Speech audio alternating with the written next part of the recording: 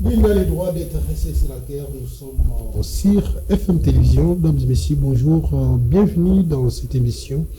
Une émission référence, un programme de chaque vendredi. Ici, nous décortiquons sur l'actualité du pays d'une manière scientifique, sans injure ni attaque personnelle. Le président de la République avait tenu un point de presse. Il a ramassé presque tout. Mais pour aujourd'hui, nous allons essayer de parler sur quelques points. C'est ça, je reçois sur ce plateau pour vous. Il est de l'Alliance pour le changement de Moïse, de Jean-Marc Kaboul, plutôt, Shadrach Moupata. Non, moi je ne suis pas du camp des Kaboul. Non, vous n'êtes pas du Kaboul. Non, vous êtes quand même de l'opposition. Je suis de l'opposition. De l'opposition, bien sûr. Il y a aussi Rocky Kongolo, de l'IDPS, et j'ai débuté avec vous. Bonjour et bienvenue. Bonjour, très cher Honoré, merci de l'invitation. Le président de la République s'est prononcé, il a presque tout précisé. Et l'opposition estime que c'est une sortie médiatique ratée, mais pour vous rassurer, quelle est votre lecture? Bon, merci d'abord de l'invitation, chers frères. Je salue les milliers de téléspectateurs qui nous regardent en ce moment à travers cette émission. Je salue également les co-débatteurs avec qui nous allons passer un bon moment de partage pour l'intérêt supérieur de la nation. Alors, en revenant sur votre question, les gens qui disent que la sortie médiatique du président de la République était un échec, ils se basent sur quels critères?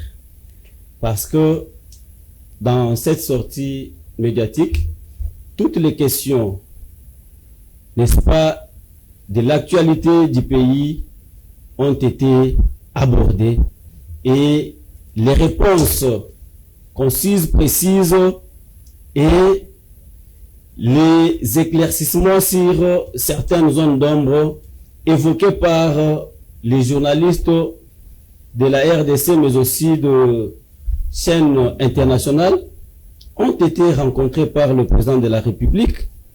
Je ne vois pas en quoi ces gens-là disent que c'était une sortie ratée, parce que il faut qu'ils soient précis, qu'ils nous disent que dans tel domaine, le président n'a pas été clair, parce qu'ils ont les données qui prouvent le contraire de ce que le président a dit. Très vite, je reviens avec des questions sur ce que le président avait martelé. Le président, on a demandé au président de la République sur le départ des troupes rwandaises. Il a bien dit ça, ils ont en Zambie. Et la deuxième des choses, on nous a dit, le ministre de la Communication avait bien précisé que la politique migratoire, ou soit les migrants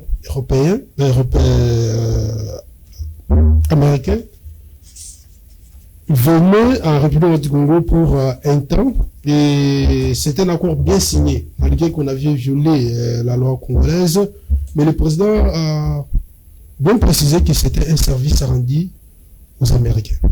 Quelle est la loi congolaise qui a été violée par... C'est pas encore passé par... Ça devrait passer dans l'Assemblée nationale, et après, vous savez bien, les démarches n'étaient pas bien suivies, même les gouvernements l'avaient remarqué. Tout accord que le président signe, d'abord il faut noter que c'est le président qui engage les pays. Ça, c'est la première des choses. Et tout accord, c'est bien précis qu'il y a certains accords qui doivent passer par le Parlement de la République et qui doivent être traités pour avoir les quitus avant la signature. Mais ce n'est pas tous les accords. Le président a bien précisé il a précisé que c'était au nom de l'amitié entre la RDC et les États-Unis. C'était un service qu'on avait rendu aux États-Unis, à un pays ami, et ce n'était pas un accord. Contraire à ce que le ministre avait dit. Le président lui-même, parce que c'est lui qui avait pris langue avec les autorités américaines, il avait dit que c'était un service et non un accord. Alors, si vous rendez un service, est-ce qu'il faut qu'il y ait l'équitis du Parlement? Et je ne pense pas parce que il n'y a aucune loi qui dit que lorsque vous voulez rendre un service à un ami, à un pays ami, il faut passer par l'autorisation du Parlement. Je ne pense pas. Alors, en ce qui concerne les retraits des troupes rwandaises, vous savez, lorsque Mzee Laurent Désiré Kabila est arrivé ici accompagné des Rwandais, j'ai suivi encore une vidéo dans laquelle Mzee disait que lorsqu'il avait demandé aux troupes rwandaises de rentrer chez eux au Rwanda, et il a remarqué que c'était seulement les gens qui étaient autour de lui, qui avaient des responsabilités publiques, qui avaient plié des bagages et partir.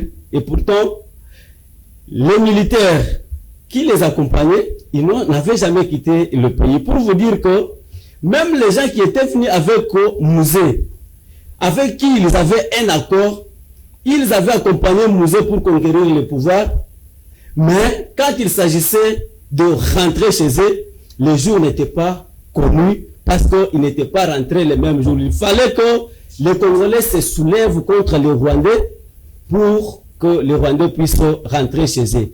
Mais à combien plus forte raison, ces gens qui sont venus avec une force, vous demandez au président de la République quel jour ils vont rentrer, comme si le président leur avait demandé de la nation. Attendez, j'arrive. Je n'ai pas nié ça. Vrai, c'est une mythe. Oui, je n'ai pas nié ça. Alors, à combien plus forte raison les gens qui sont venus avec une force, les gens qui sont venus pendant la guerre, les gens qui se sont imposés à une partie de notre territoire national par force, vous demandez au président de la République quel jour ils vont partir.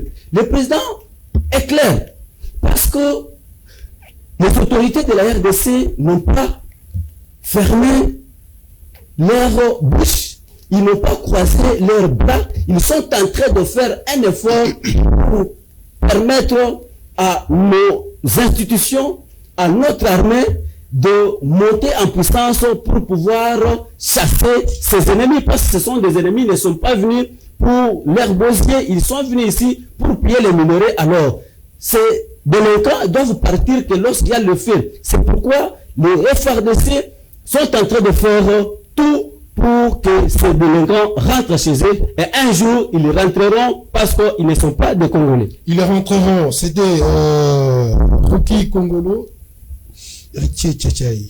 Vous êtes cadre, d'ailleurs, l'Alliance pour les changements, malgré qu'on constate qu'il y a un voix dans les partis. Qu'est-ce qui s'est passé avec vous? Bon, merci beaucoup, monsieur Honoré, de m'avoir invité. Je salue aussi mes co-débatteurs qui sont devant nous, notre frère de l'IDPS. Merci d'être là pour se partager ensemble avec nous. Quand on parlait de notre parti, bon, dans le parti politique, la porte a été toujours ouverte pour ceux qui entrent et ceux qui sortent. On n'a jamais fermé de porte pour les personnes.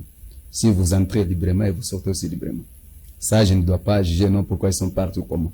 Mais nous sommes là toujours. C'était juste une brèche. Revenons sur la question. Revenons sur la question. Vous avez suivi la sortie du président. Il y a eu vraiment des zones d'ombre qui n'ont pas eu vraiment des réponses aux questions attendues plutôt. Quelle est votre lecture? Vous avez 4 minutes. Merci beaucoup sur ce que vous venez de dire sur la sortie, le point de presse du président de la République, Félix Tshisekedi. Bien sûr, il y a eu des zones ombres, comme vous venez de le dire. Ce n'est pas vous seulement qui l'avez constaté, c'est presque toute la République démocratique du Congo qui a constaté que non, il y a eu des zones ombres par rapport à ce point de presse. Parce que le peuple congolais ne s'attendait pas à ce qu'il venait de dire. Et vous savez quand même, il y a ce qu'on appelle les secrets d'État. Les secrets d'État, oui, bien sûr. Mais quand vous vous exposez devant la presse nationale et internationale, vous devez dire ce qui doit être fait. Par exemple, ce qu'il venait de dire que non, il a été payé en retard. Ça, c'est un secret. Donc, c'est manque de précision à des fois sur ce qu'il parlait. Mais c'est que je peux vous dire qu'il a tapé à côté. Le peuple congolais s'attendait qu'il vienne dire qu'aujourd'hui, comme je vous avais promis, que le Rwanda, c'est lui qui nous attaque. on doit maintenant les bouter dehors. Il devrait agir directement. Le Congolais l'a produit. En tout cas, le président a pris une bonne décision. Mais jusque-là, depuis quand il vient, il promet des choses qui ne se sont jamais réalisées. C'est la raison pour laquelle le peuple congolais est tellement déçu. Il veut voir promettre quelque chose et réaliser. C'est ça que le peuple congolais attend. N'attend pas des promesses là irréalisables, non. Nous nous voulons à ce qu'il puisse faire, parler, et il nous le fait. C'est la raison pour laquelle nous sommes là. Non, le président a dit, ce qu'il a dit là, c'est toujours, il tape à côté. Dans l'ensemble. Dans l'ensemble, il tape à côté. Merci, ça c'était Alliance pour le changement. Shadrach Moupata, pour la première fois, vous êtes avec nous. Bonjour. Bonjour, monsieur Honoré. Merci pour votre invitation. Et j'en profite aussi pour saluer mes co-débatteurs. Je signale qu'ici, vous êtes de l'opposition. Vous avez suivi les deux interventions. Quelle est votre lecture? Bon, moi, je pense que cela constitue vraiment une preuve péremptoire que le président de la République, qui est censé de maîtriser certaines choses, il n'arrive pas à maîtriser beaucoup de choses. D'où cela déjà ça prouve alors pourquoi il a des difficultés à gérer notre pays. Son point de presse nous dévoile comment est-ce que le président a des défauts par rapport à la communication politique, et ça a permis à tous les Congolais de comprendre que c'est lui qui nous gère, et il arrive à un moment où il est vraiment limité, à tel ensemble qu'on lui pose une question et il nous répond, c'est-à-dire il est vraiment limité. Et j'aimerais aussi en profiter aussi pour répondre un peu à mon frère congolais, lorsqu'il essaie un peu de comparer ce qui s'est passé à l'époque de Kabila, le père, les troupes rwandais, tout et tout. D'ailleurs, Kabila régnait au Congo comme étant un rebelle. Il n'y avait pas une loi, il n'y avait pas de constitution. Donc c'est lui-même qui était la loi. On ne peut pas comparer le temps de Kabila avec le temps de M. Tshisekedi. Nous sommes dans un pays où vous-même vous parlez de l'état des droits, où il y a quand même des lois. Le président de la République engage le pays, mais il y a une stricte procédure qu'il doit quand même respecter par rapport aux matières. Ça implique le Parlement, tantôt le gouvernement. Le président de la République ne peut pas décider de certaines choses comme si cela dépend de lui-même. Il y a des matières où le président de la République doit forcément passer par le Parlement, soit par le gouvernement. Tel est le problème de la migration au Congo. Ça devait être discuté au niveau du Parlement, mais ce n'est pas ce qui s'était fait. Et ça prouve comment est-ce que M. Tshisekedi essaie de gérer notre pays comme s'il essayait de gérer sa famille. Vous avez terminé? Okay. Si, il y a eu beaucoup de matières qu'on avait touchées, mais ce qui fait beaucoup parler aujourd'hui, c'est les changements de la Constitution. Il y a eu même des cas, des camps dans les milieux ecclésiales, on n'arrive pas à comprendre, mais est-ce que le président, bien sûr, l'a affirmé? Aujourd'hui, nous sommes dans un processus vers la voie référendaire. C'est sous forme des élections. Comment UDPS essaie de marteler sur ça, tant que la même UDPS refuse que si Goma et Bukavu demeurent toujours sous occupation, il n'y aura pas élection. Mais quand même, vous avez l'audace de nous dire que vous allez organiser les référendums pour changer la Constitution. Bon, cher Honoré, je reviens à votre question, mais permettez-moi d'abord de rencontrer mes frères, mon ami de l'Alliance pour le changement. Il a dit ici que le président n'a pas été précis en ce qui concerne le paiement. Il a dit qu'il était payé également en retard comme tous les Congolais. Mais mon ami devrait être heureux pour un président qui dit la vérité. Alors comment il fonctionne? Attendez. Comment il fonctionne? Attendez. Comment il fonctionne? Comment les fonctionnaires de l'État sont vivants. C'est là où vous devriez commencer votre question. Mais ils ne sont pas morts tous. Ils sont toujours là malgré les retards. Et il a passé les micros au ministre de Finances qui a expliqué pourquoi de ces retards-là. Et il a dit que ce n'est pas une exception pour cette année. Ça était toujours ainsi. Tous les gouvernements, au premier trimestre, il y a toujours les problèmes de réajustement. Parce que il y a le mouvement des agents qui s'effectuent. Il faut que l'on puisse mettre à jour, n'est-ce pas, les mouvements de paiement. Et le ministre était précis. Même celui qui avait posé la question était satisfait de la réponse du ministre. Mais quand on dit ici que le président n'était pas précis, mais je ne sais pas si notre ami n'avait pas suivi très bien la réponse du président et la précision du ministre des Finances. Au-delà de ça, Shadrach ne m'avait pas bien compris. Moi, je n'ai pas parlé des lois. J'ai comparé tout simplement les mêmes Rwandais qui sont aujourd'hui dans la partie est de notre pays à l'époque de M. Laurent Désiré Kabila. Ils étaient venus à cette époque-là, ils étaient en connivence avec lui. Ils partageaient les mêmes ambitions que lui. Mais lorsqu'il s'agissait de rentrer chez eux, ils n'étaient pas rentrés. Il fallait que les Congolais se lèvent, qu'il y ait des troubles pour qu'ils puissent rentrer. C'est dans ce sens-là que je dis. Vous voulez nous dire que le peuple doit s'y prendre en charge quand même. Je n'ai pas dit ça. Mais c'est ce que vous venez de vous dire. Je n'ai pas dit ça.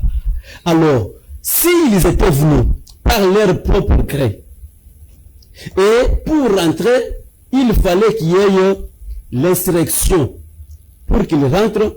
Mais à combien plus forte raison maintenant, ils sont venus par force, ils sont venus eux-mêmes pour piller les minéraux. Vous demandez au président de la République qu'il vous dise quel est le jour qu'ils vont partir, pendant que nous qui étaient avec eux, qui pouvaient savoir les jours où ils vont rentrer selon leurs accords. Ils ne connaissaient pas les jours où ces gens-là devraient rentrer, bien qu'ils leur avaient demandé de rentrer chez eux, mais ils n'étaient pas rentrés le même jour. Maintenant, Tshisekedi ne pouvait pas être précis pour vous dire que non, non. Par exemple, le 20 juin, ils vont rentrer chez eux. Non. Mais il vous a dit, pour l'heure et le jour, c'est Dieu qui le sait. Ce n'est pas pour autant qu'il a fermé les bras. Ce n'est pas pour autant qu'il a fermé les bras. Il n'a pas croisé les bras. Il est en train de travailler et nos forces armées, les forces de sécurité de la République démocratique du Congo se battent nuit et jour pour pouvoir sécuriser les frontières du Congo et buter hors d'état de nuire ces délinquants du Rwanda. Revenez sur la question. En revenant sur votre question. Vous savez, dans ce pays, nous voulons la démocratie. Nous avons les gens qui prétendent être démocrates, mais qui ne le sont pas. Les gens qui veulent vivre dans la démocratie, mais qui ne sont pas démocrates. La question sur le référendum, c'est un parlementaire qui a proposé, n'est-ce pas, une loi au Parlement. C'est un exercice normal pour un parlementaire qui vient donner, n'est-ce pas, un instrument aux institutions de la République. Au-delà de ça, nous qui parlons du changement, certains parlent de révision de la Constitution, il y en a qui disent non. Ça, c'est la vie nationale, la vie de la démocratie. Ça, c'est comme ça que dans une nation, dans la République, la démocratie doit se vivre. Ça, c'est un débat qui est entre les politiques, mais ce débat-là n'est pas encore au niveau des institutions. Pour dire que pourquoi tel article interdit l'organisation de référendums, pourquoi vous voulez les faire aussi longtemps que vous ne voulez pas organiser les élections. Nous ne sommes pas arrivés à cette étape-là. Nous sommes dans une phase de discussion entre politiques, dans des plateaux de télévision, mais le débat n'est pas encore arrivé dans les institutions. Parce que, vous avez suivi quand même la sortie médiatique de votre secrétaire général. Mon secrétaire général, il est député national. il est secrétaire général de notre parti. Quand il a fait la sortie médiatique, il a fait cette sortie médiatique en tant que secrétaire général d'un parti politique et non un parlementaire qui a pris parole au Parlement pour donner une proposition. Il a parlé comme un politique, comme moi et mes amis, nous le disons ici. Nous vous recevons aussi ici sur ce plateau comme étant politique et non parlementaire. Mais effectivement, c'est pourquoi en tant que politique, moi, je donne mon point de vue que je suis pour le changement de la Constitution. Alors, pour maintenant arriver à l'effectivité de ça, il y a des paramètres. Et ces paramètres-là doivent être, n'est-ce pas, pris en charge par les institutions de la République. Et pour que ça puisse être effectif, il faut qu'il y ait, n'est-ce pas, des étapes. Et il faut que la première étape, que le Parlement puisse atteler sur ça. Et après, que ça puisse aller soit au niveau de la CENI, il faut qu'il y ait le quitus du gouvernement, celui qui engage les moyens. C'est un processus. Et le débat est au niveau des préliminaires pour ce moment. Merci beaucoup. Héritier, la proposition a été déjà déposée pour le référendum. À quelques jours, on peut s'attendre à participer au référendum pour qu'il y ait un changement de la Constitution. Vous êtes partant? Merci beaucoup, M. Honoré. Avant d'entrer là-bas, je vais répondre à notre frère Congolo sur ce point qu'il vient de dire concernant le pays du président de la République qui avait reconnu qu'il a été payé en retard, avec un grand retard. Or que nous connaissons très bien que les mieux informés, c'est le président de la République, le premier citoyen. C'est lui qui doit être mieux informé donc de toute situation qui passe dans notre pays. Mais quand il pouvait dire qu'il a été payé en retard, après il doit, le ministre, de pouvoir répondre à la question. Si vous observez bien, il y avait une contradictoire entre le président et le ministre. Le ministre a dit que non, tous les fonctionnaires ont été déjà payés. Maintenant, qui était mal informé et qui était aussi, qui avait des... Et en ce moment-là, le président va assurer qu'il n'avait pas... Donc, le président n'est pas mieux informé. C'est toujours parce que nous voulons qu'il soit le mieux informé de la République. Mais s'il n'est pas le mieux informé, c'est ainsi que vous voyez toutes ces choses que nous traversons, les moments difficiles parce qu'il n'est pas mieux informé. Alors, on passe. Concernant le changement de la Constitution, vous avez le statut, la Constitution chez vous là-bas. Si vous pouvez nous voir, l'article 74. Vous pouvez nous lire? Malheureusement, les téléphones n'ont pas de la chance. Les téléphones n'ont pas de charge. Les chers qu'on peut nous lire s'il en a ça. C'est que le président lui-même avait dit, avant que nous puissions passer. L'article 74, c'est le président qui prête serment. En prêtant serment, il y a des mots là-bas qu'il va utiliser. En prêtant serment. Il a des mots qu'il utilise. En respectant la Constitution. En respectant, en observant. Il y a le verbe observer. Il promet d'observer le président avant d'entrer en vigueur. Moi, Élie, c'est ce qu'il avait dit. Je jure son élément devant Dieu et la nation d'observer et de défendre la Constitution. Si vous partez bien dans le dictionnaire, observer. Observer, ça veut dire accomplir. Si vous allez là-bas, accomplir, suivre. Mais si aujourd'hui, lui, il vient nous dire qu'il veut changer la Constitution, il va oublier que c'est sur cette Constitution qu'il avait prêté serment d'observer cette Constitution et de le garder et de défendre les lois de la République. Ou bien il veut le faire parce qu'il est là-bas. Parce que dans la Constitution, nulle part ne lui donne le mandat de changer. Si la Constitution pose un problème, on ne peut pas envisager de changer. Cher Honoré, ce n'est pas le moment. Si la Constitution pose un problème, qu'est-ce qu'on va faire? Il ne devrait jamais dire que non, je dois changer. Il doit d'abord appeler la classe politique, faire s'asseoir autour d'une table. Malgré qu'il a les droits. Oui. S'asseoir autour d'une table, proposer, mes chers compatriotes, regardez ceci, c'est la vie que, depuis que nous sommes là. Mais à ne pas oublier que son mandat tend à sa fin. Donc d'ici 2028, il devrait nous quitter. Il devrait aller. Mais comme il veut le faire, on devrait d'abord s'asseoir autour d'une table et parler. Si les Congolais acceptent que non, d'accord, on peut changer. Mais si les Congolais refusent, non, il doit partir, c'est fini. Nous restons avec la Constitution parce que c'est là où, c'est lui qui a géré. Malheureusement, vous et moi, nous n'avons pas malheureusement, heureusement qu'il n'y aura pas élection si la partie S n'est pas libérée. Si on avait affirmé aussi. il n'y aura pas l'élection si la partie S ne sera pas libérée. Donc, c'est lui qui veut à ce que la partie S ne puisse pas être libérée. Nous voulons qu'il y ait les élections parce que c'est la Constitution. Qu'on lui avait donné 2 mandats. Nous, les peuples, nous avons accordé 2 mandats. Si il n'y aura pas les élections, il a violé la Constitution. Merci. Il sera poursuivi.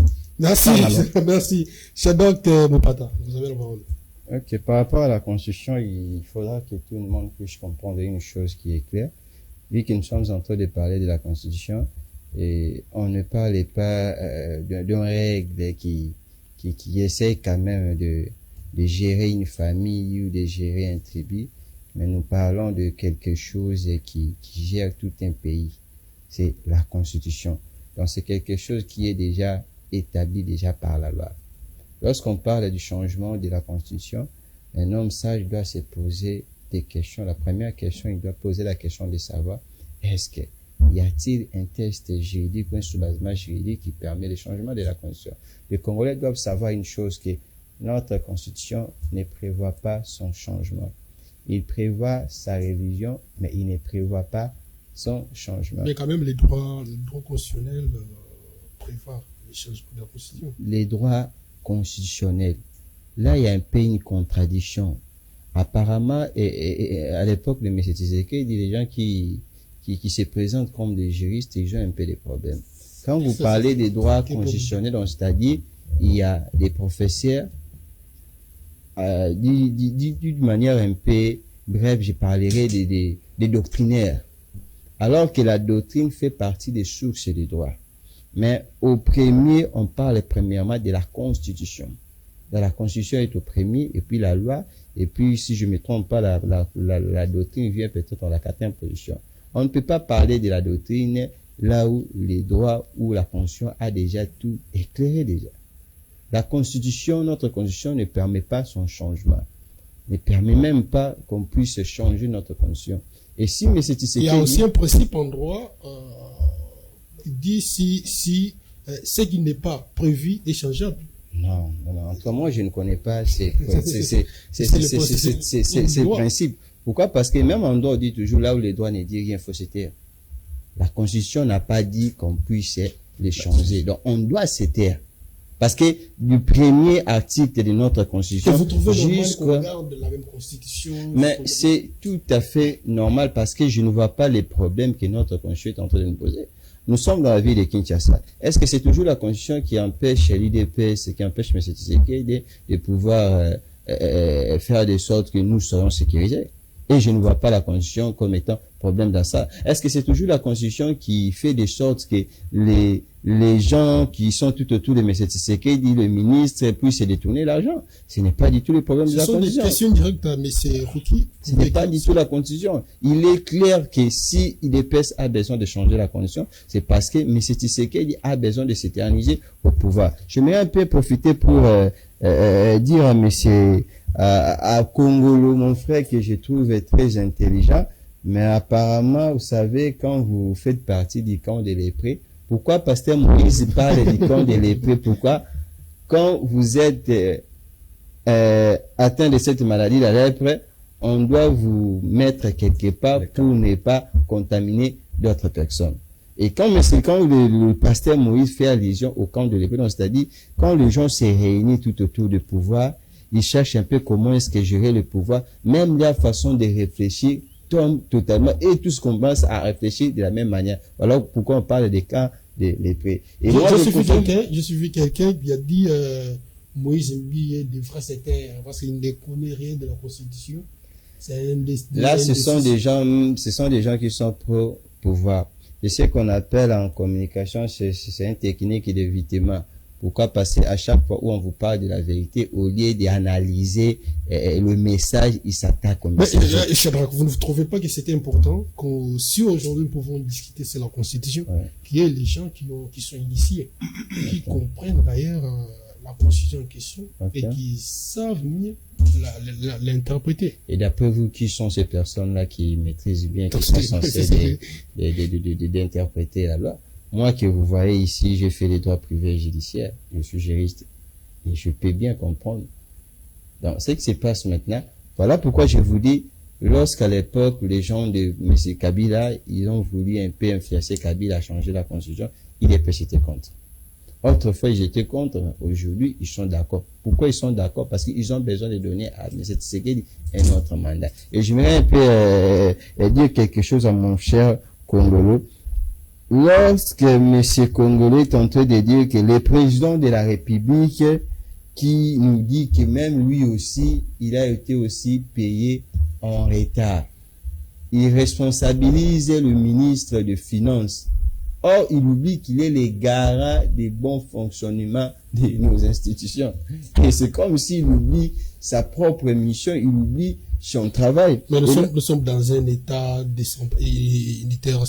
On ne doit pas normaliser certaines choses. Mais la responsabilité incombe non seulement au ministre, mais aussi au président de la République. Parce qu'il est censé de bien gérer, il est censé de veiller pour que les institutions puissent bien fonctionner. Et quelle est sa réaction? Il devait peut-être condamner ou sanctionner le ministre. Et lorsque le ministre dit aussi à son tour, il nous dit non, le paiement est dit au changement, si c'est pour les semestres, on doit mettre ceci. Mais moi, je me dis, des fois, il y a des gens qui font la politique sans pour autant comprendre d'abord c'est quoi la politique. En politique, on gère, on a le pouvoir pour satisfaire les peuples, non seulement pour satisfaire les peuples, mais pour résoudre les problèmes. Si à chaque fois, il y a toujours un problème qui en commençant un autre semestre, il faut qu'il y ait toujours un retard de paiement. Les ministres intelligents, ils doivent commencer à réfléchir qu'est-ce qu'ils vont faire pour que ces problèmes-là ne puissent pas encore revenir. Mais lorsque le ministre trouve ça normal, c'est-à-dire nous avons des ministres qui sont tellement limités. En conclusion, je peux dire que nous avons des gens qui nous aident, ce sont des gens qui sont incompétents. Merci, Monsieur Rocky. S'il faudrait aujourd'hui parler du changement de la Constitution, bien sûr, vous êtes partant. Alors, quels sont les articles qui dérangent? Bon, oui, je vais revenir sur les articles. Quelques segments, parce que l'État ne me permettra pas d'exploiter toute la Constitution. Oui, oui. Je pense que Shadrach Mupata, soit il fait sciemment, soit il ne veut pas dire la vérité au public. Aucune constitution au monde ne prévoit pas les mécanismes de son changement. Il le sait très bien et ce n'est pas à moi de l'apprendre ici.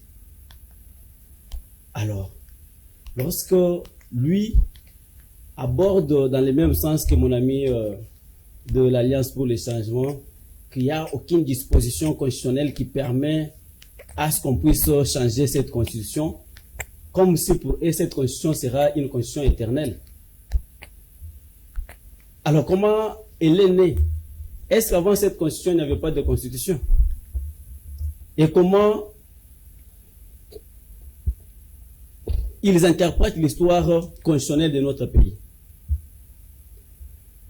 Je dois leur dire que les mécanismes du changement de la constitution sont des mécanismes extra-constitutionnels.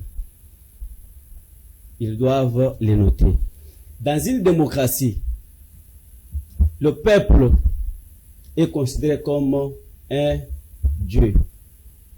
Et même si vous entrez dans la constitution que nous utilisons, que nous défendons avec vous maintenant, et que nous voulons changer ensemble avec vous, vous lisez l'article 5 de la Constitution, et il vous dira que la souveraineté nationale appartient au peuple. Et c'est le peuple qui est souverain, qui donne mandat à qui il veut pour l'exercer directement ou indirectement. Et lorsqu'il y a une question importante qui touche à sa survie ou à la survie de la nation, on va faire recours à ces peuples-là pour qu'ils se prononcent, d'où l'importance de référendum. Alors, lorsque Shadrach me pose la question de savoir si c'est cette constitution qui interdit au pouvoir actuel d'insécuriser le peuple congolais. Shadrach, regardez-moi en face. Est-ce que vous oubliez que l'insécurité que nous vivons est aussi l'une des conséquences des mixages et brassages? Mais qui sont l'auteur des mixages et brassages si ce n'est pas une dépêche? Le mixage et brassage, c'est l'œuvre dénommée Joseph Kabila. Non. Si vous vous rappelez très bien, nous sommes en 2007, si je ne m'abuse pas. Vous verrez que Joseph Kabila a pris les CNDP sur leur demande, ils ont fait les accords et ils ont fait les mixages et brassages. Nous venons également en 2013, lorsque le M23 est né pour la première fois.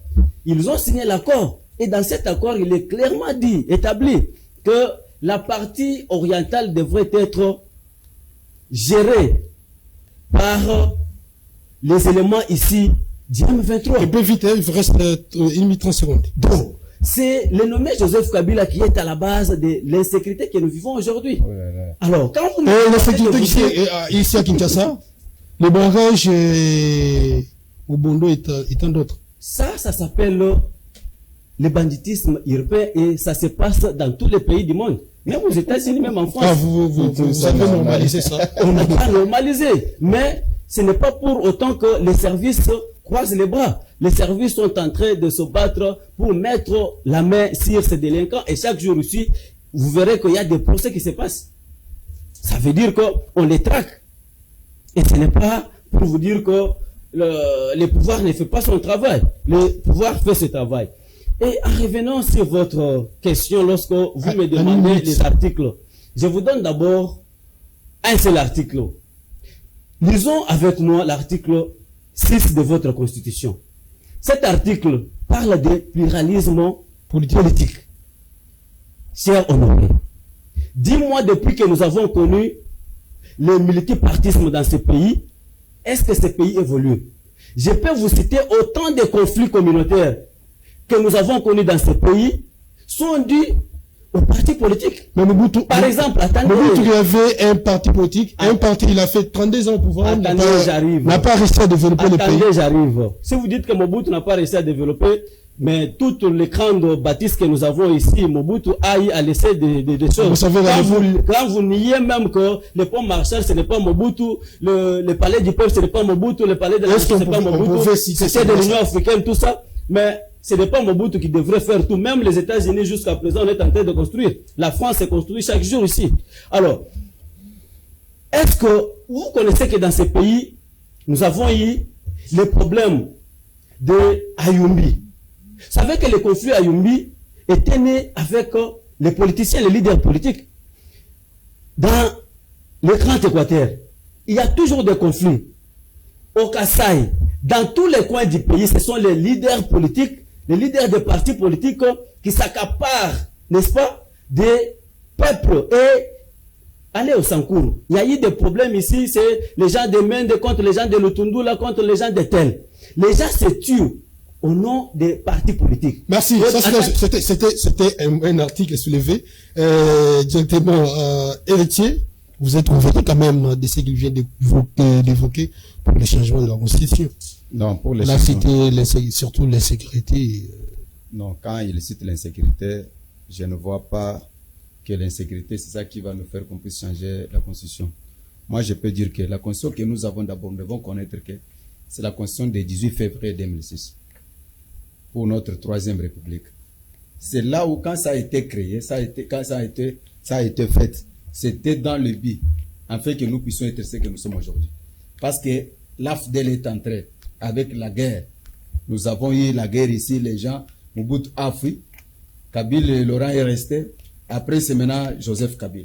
Joseph Kabila pouvait rester là. Mais on a vu que non, on doit faire une nouvelle constitution. Pour qu'à la longue, qu'on ne puisse jamais prendre le pouvoir par les armes, que nous puissions prendre le pouvoir par une pacification. C'est la raison pour laquelle aujourd'hui, Fatih Béton, qu'on appelle par les gens de l'UDPS Fatih Béton, est là. Il a pris le pouvoir pacifiquement à cause de cette constitution. Mais si aujourd'hui, il veut changer la constitution, on va la changer. Sur base des guerres, quand on dit que la guerre, non, la guerre, vous voyez, mon frère honoré, si... Il a évoqué aussi la question des brassages. Non, quand on dit la question des brassages, c'est la question des brassages. il va évoquer lui seul ou bien il va évoquer avec toute la classe politique congolaise. Parce que la question des Brazzaville, on va l'évoquer par exemple autour, moi je vous parle autour d'une table.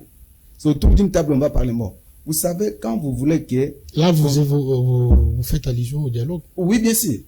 Quand vous voulez que non, que je ne puisse pas changer la constitution, on puisse être autour d'une table. Voyez, quand on avait changé la constitution, on a fait les brassages et tout consort qu'il dit là, mais voyez ce qu'on nous a amené. Nous ne pouvons pas refaire. Alors nous allons directement passer. Si les gens sont d'accord, c'est ça qu'on appelle un pays démocrate. Mais si aujourd'hui on dit que non, on se réveille le matin que non, on va changer la constitution. Aujourd'hui nous oublions que c'est à travers cette constitution où nous sommes là aujourd'hui. Nous devons être d'abord reconnaissants que si nous sommes là, si les gens de l'IDP sont là aujourd'hui, occupant ce poste qu'ils ont aujourd'hui, c'est à cause de cette constitution. Nous devons d'abord la respecter.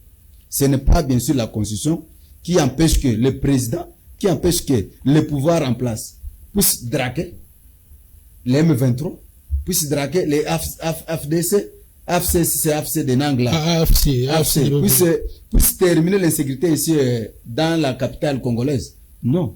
Nous allons dire que si réellement il veut qu'il y ait la paix, qu'il y ait tout, qu'on puisse changer, qu'on ne puisse pas réviser, qu'on puisse réviser, on doit être tous autour d'une table. C'est le dialogue. D'abord parce que c'est après le dialogue où on pourra maintenant déterminer les choses, les lignes de conduite. Non, ici on va faire ça, ici on ne doit pas faire ça, ça on ne doit pas faire ça, avec toute la classe politique. Mais si lui se prend, ça sera une dictature pure et simple. Merci beaucoup, Héritier. Shadrack Moupata, s'il faudrait parler aujourd'hui de la Constitution, peut-être on peut le faire sous forme sous une table, comme il vient de dire, dans un dialogue inclusif. Pour moi, je ne pense pas que, même s'il faut qu'il y ait un dialogue, les problèmes de la Constitution doit être parlé là-bas, parce que je ne pense pas que cela constitue vraiment un problème.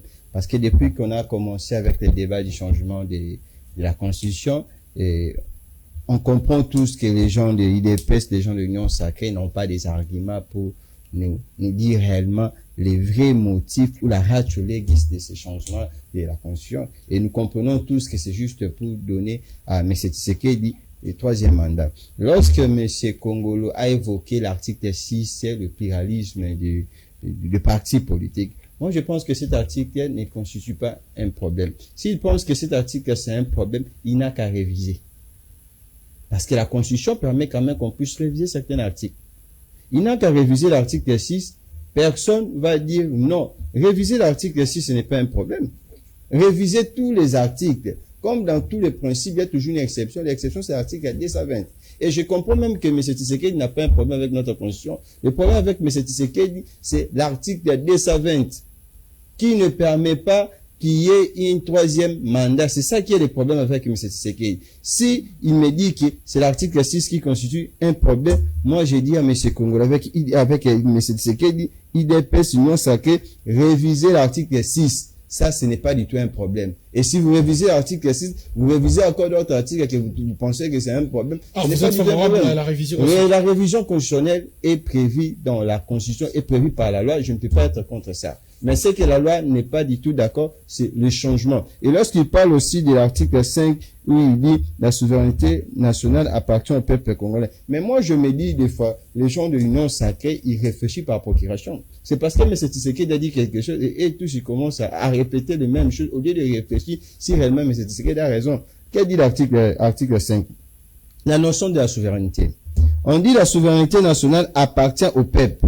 Et la Constitution lui-même, il le précise et bien comment est-ce que les peuples vont utiliser cette souveraineté. Parce que là, écoutez ce que la Constitution dit, tout pouvoir émane du peuple qui les exerce directement par voie de référendum ou d'élection. Donc, c'est-à-dire, là, le peuple est souverain, il exerce cette souveraineté juste par les référendums ou par les élections. Mais en ce moment, il est impossible d'aller au référendum parce qu'il n'y a pas du tout, la situation plutôt de notre pays ne nous permet pas de pouvoir quand même passer même au référendum. Merci beaucoup. Les matières sont vraiment abondantes. On doit organiser une émission spéciale sur ça.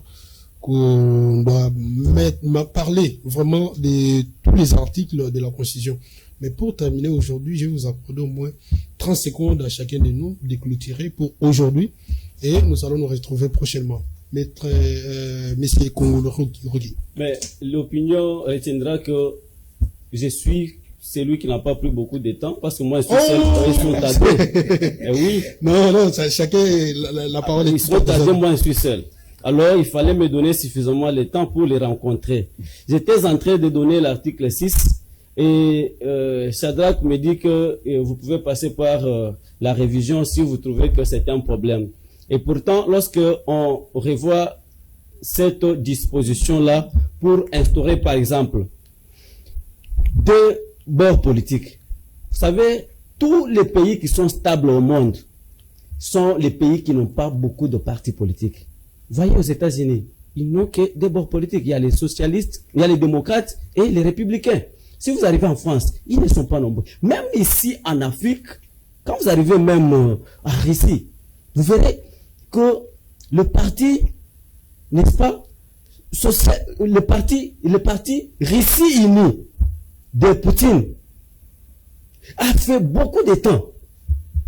La Russie est stable. Si vous arrivez en Chine, le parti communiste aujourd'hui, la Chine est stable et aussi, la Chine est aujourd'hui une grande puissance. Pourquoi? Parce qu'il n'y a pas de partis politiques ici qui embrouillent les gens. Merci, nous avons compris. Veuillez citer. 10 secondes.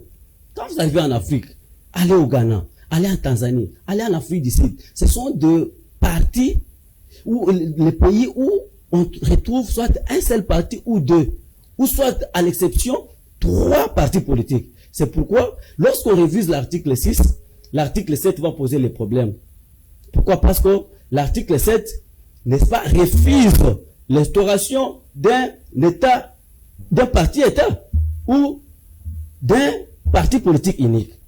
Or, beaucoup de partis ici créent l'insécurité politique dans notre pays et vous trouverez que lorsqu'il s'agira même de nommer le Premier ministre, vous retombez dans la chose que nous avons dit ici, les autorités morales, et vous allez vous soumettre aux caprices des autorités morales. Raison pour laquelle nous disons que, hormis les articles qui posent problème, nous depuis la nuit des temps, avec notre patriarche, le fait Tshisekedi Mulumba, de heureuse et immortelle mémoire, nous avions dit que cette constitution, une fois que nous sommes au pouvoir, nous allons la changer parce qu'elle ne répond pas aux réalités congolaises. Et nous allons les démontrer lorsque vous allez nous appeler encore pour... Merci beaucoup. Il y aura une émission sur ça. 30 secondes, on clôture l'émission. Merci beaucoup, cher Honoré. Bien que nous sommes arrivés à la fin, comme vous le dites, on n'a pas pu parler comme il fallait. Parce que notre frère congolais est assoufflé. Dis-moi, il doit savoir que nous sommes les Congolais, nous devons dire que la vérité. Là où ça ne marche pas, là où ça marche, on doit dire la vérité. Parce que les personnes vont passer, mais la République restera toujours. Nous serons des Congolais. Nous disons que non, le président doit être précis dans son langage, doit être mieux informé. Comme il se dit qu'il est le premier à être mieux informé, il doit être mieux informé. Aidez-lui à être mieux informé pour ne pas tâtonner à ce qu'il dit. Et aussi concernant les changements de la Constitution, ce n'est pas le moment pour qu'il puisse changer la Constitution, bien que vous l'appuyez à ce qu'il puisse avoir un 3e mandat, ce qui n'est pas dans la Constitution. Je n'ai pas dit ça. Alors nous voulons à ce que notre pays puisse suivre et respecter les lois de la République. Merci beaucoup, Richie. Merci beaucoup, Richie. Shadrach, 30 secondes, on clôture l'émission. Pour finir, je m'aimerais dire d'abord à mon frère Kongolo, l'article 7 qui vient d'évoquer ne contredit pas la révision de l'article 6. Là, il doit encore dire ça. Mais pour finir, je m'aimerais dire à tous les Congolais que même M. Kongolo, en soi, il ne veut pas vraiment qu'on puisse changer la Constitution. Mais il a aussi peur. Il a peur, pourquoi? Parce que s'il ose seulement dire non au changement de la Constitution, son nom va changer en comme Marokero. Moi, je n'ai pas peur de dire la vérité pour mon pays. Merci beaucoup. Ça a été un plaisir de vous recevoir aujourd'hui. On se retrouve, si Dieu le permet, les vendredi prochain avec le même plaisir. Ciao.